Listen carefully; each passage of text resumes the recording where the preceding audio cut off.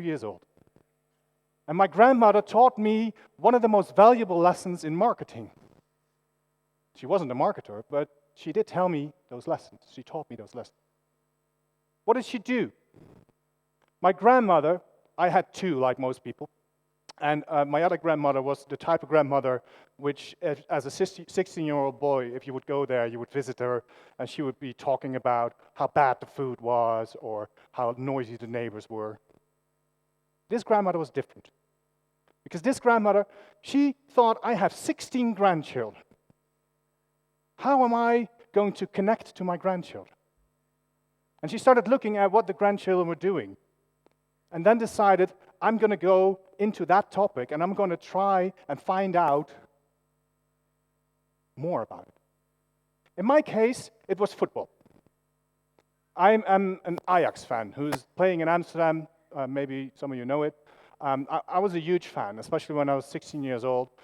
My life was a lot about Ajax. So my grandmother understood that, and she started following Ajax. But not in a way you would expect. Not like she knew the scores or just who was playing. She knew exactly who was playing. She knew who was substituted. She knew what the coach had said in the press. She knew what happened in the 60th minute of a game. It even went that far that one day I went over to my grandmother's to have dinner. And I realized while I was cycling there, that's what we do in Holland, cycling, I realized that Ajax was playing that night.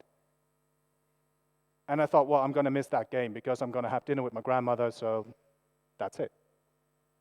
And then we have dinner, and after dinner we sit down to drink some coffee.